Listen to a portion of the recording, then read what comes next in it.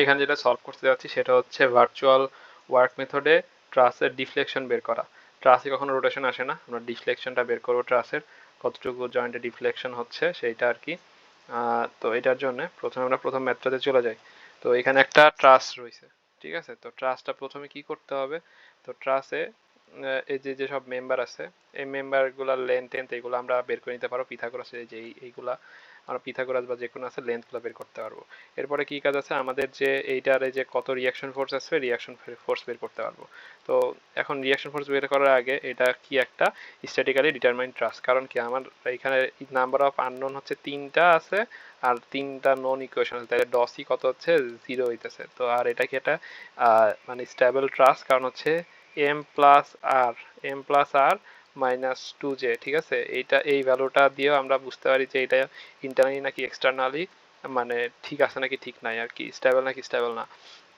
তো ঠিক আছে, আমরা তাহলে এখানে একটু ভুল হয়েছে, সেটা হচ্ছে যে রিয়াকশন ফোর্স যেটা আছে রিয়াকশন ফোর্সটা তো যেহেতু এটা ইন সাপোর্ট, এটা এই দিক থেকে এইদিকে যাবে। তো আমরা এখানে ট্রাসটা সলভ তো আমরা করতে পারি নর্মালি, তো ট্রাসটা সলভ করলাম এখানে। হ্যাঁ, এখন আসি ভিতরে যে এরকম -25 0 এইগুলা কিভাবে লিখছে আর কি। তো this is our zero diagram, এটা আমাদের জিরো ডায়াগ্রাম। তো এখন এই জিরো ডায়াগ্রামের যখন আমরা কাজ করতেছি তখন এই এই জায়গাতে আমার এই পুরো ট্রাস্টটার সবগুলা মেম্বার ফোর্স বের করতে হবে। তো এই জায়গায় আমরা নর্মালি আর কি মেম্বার ফোর্সগুলো কেমনে section method joint method use করে আমরা বের করতে পারি। তো এখানে এইটাই করছে। তো কিছু কিছু মেম্বার ফোর্স আছে যেগুলো আমাদের বের করা লাগবে না, আমরা দেখে বলতে পারি এটা জিরো ফোর্স মেম্বার। যেমন যদি আমরা এই মেম্বারটার কথা চিন্তা করি, এই মেম্বারে উপর থেকে কি কোনো লোড আসছে, আসে না, এই জন্য কি লাগছে 0। তো যদি আমি এদিক থেকে 15 ঠেলা দিই, এইটাকে যদি এটা রেজিস্ট করতে হয় তাহলে কত, এখানে কি কম্প্রেশন হচ্ছে না, তাই এখানে লিখছি -15। তারপরে এই জায়গায় এই ইসের আমি কিন্তু এই যে 7.5-এর কথা চিন্তা কিন্তু এখানে করি না, আমি কিন্তু উপরে এই অংশটুকু নিয়ে চিন্তা করছি এমনি করে। এরপর আসি এই যে এই অংশটুকু নিয়ে চিন্তা করি, তো আমার কি হরিজন্টালি কোনো লোড নাই, তাহলে এখানে কি হবে, এটা জিরো মেম্বার হবে। এদিকে 25 আছে, তাই 25কে রেজিস্ট করার জন্য কি উপরে দিতে হবে, তাই না। তাহলে কি এখানে কি হবে, কম্প্রেশন হবে, তাহলে কি -25 বের হয়ে গেল। এরপরে আসি, এরপরে হচ্ছে যে আমরা ঠিক এই পজিশনটাতে চিন্তা করি, এই জয়েন্টটাতে, এই জয়েন্টটাতে কি, যদি 20 নিচের দিকে যাচ্ছে, এটাকে রেজিস্ট করার জন্য উপরের দিকে 20 দিতে হবে না। এই জন্য কি এখানে কি টেনশন, এই জন্য এটা মেম্বারটা +20। এখন আমাদের কোনটা কোনটা বের করা লাগবে এটাতে আসে, আমাদের এই মেম্বারটার তো হয়ে গেল, এইটা হয়ে গেল, এইটা হয়ে গেল, এইটা হয়ে গেল, এটাও হয়ে গেল। হ্যাঁ, তাহলে আমাদের কোনগুলো বের করা লাগবে, এই একটা মেম্বার বের করা লাগবে, এই একটা মেম্বার বের করা লাগবে, এইটা একটা মেম্বার আর এইটা একটা মেম্বার বের করা লাগবে। এই চারটা জিনিস বের করলে কিন্তু আমাদের সলভ হয়ে গেল। তো এইভাবে আমরা করতে পারি, মৌখিকভাবে করতে পারি। আমার পুরো ট্রাস্টটা আর কি সবগুলা মেম্বারের জানা লাগবে, ঠিক আছে, রিয়াকশন ফোর্স। তো এই জায়গায় আমি এই চার্টে চলে আসি, চার্টে আসলে কি করছি, আমি হচ্ছে ABBCDE যত মেম্বারগুলো আছে এখানে দেখে দেখে সেই মেম্বারগুলো লিখছি, এখানে হচ্ছে তার লেন্থগুলো লিখছি এই বরাবর। এরপরে যে রিয়াকশন ফোর্সগুলো পাইছি সেই রিয়াকশন ফোর্সগুলো এই বরাবর সবগুলোর করসপন্ডিং রিয়াকশন ফোর্সগুলো এটা লিখছি। এরপরে কি করছে, এরপরে আমাকে বলছে যে আমার যে ডিসপ্লেসমেন্ট সেটা হচ্ছে জয়েন্টে বের করতে, জয়েন্ট যেটা আছে এটা হচ্ছে এইটা, পয়েন্টে কতটুকু ট্রাসটা ডিফ্লেক্ট হবে সেটা বের করতে বলছে। তো যেখানে বলছে সেই পয়েন্টে আমি কি করব, আমি হচ্ছে এক কিপ লোড দিব। বাট হচ্ছে কি চিন্তা করো, বাকি আর ট্রাসের কোথায় যে কোনো পয়েন্টে যত লোড ছিল, যে ফিগার যত লোড ছিল আমি কোনো লোড দিব না, জাস্ট 1 কিলোনিউটন লোড আমি নিচের দিকে দিছি। তাহলে এর করসপন্ডিং আমি কি রিয়াকশন বের করতে পারবো না, তাহলে এইগুলা এই যে এইগুলা প্রত্যেকটা মেম্বার ফোর্স আমি বের করে দেখাইছি, ঠিক আছে।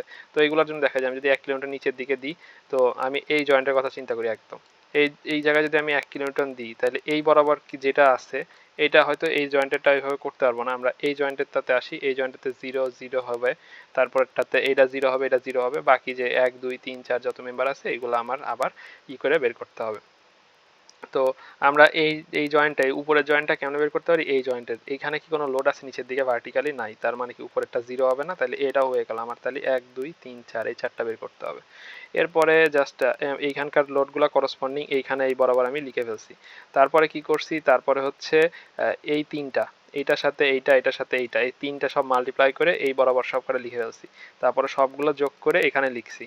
তো সামেশন করছি। তো এই জায়গায় জিনিসটা হচ্ছে কি, আমি বলবো যে এটা হচ্ছে স্প্রেডশিটের মাধ্যমে ক্যালকুলেটারে করা যায়, ক্যালকুলেটারে এটা এটা বি, এটা সি, এটা ডি, এইভাবে লিখে তারপর স্প্রেডশিটে যোগ দিলে একবারে এই ভ্যালুটা বের হয়ে যায়।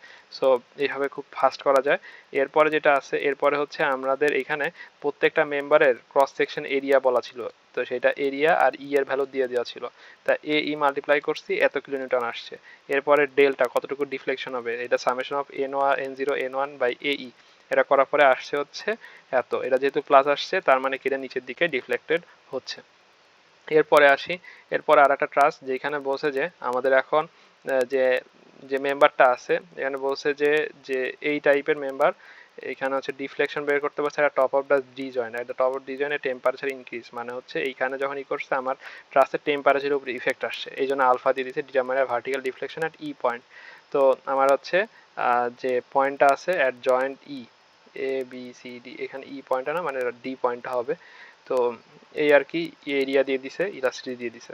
তা জাস্ট প্রথমে কি ট্রাস্টটাকে সলভ করছি, ট্রাস্টটাকে এখানে হচ্ছে এটা জিরো ডায়াগ্রাম আর এটা হচ্ছে কি এক ডায়াগ্রাম, এটা হচ্ছে বি পয়েন্ট আছে, এখানে একটু ভুল হয়েছে, জয়েন্ট এটা বি পয়েন্ট হবে।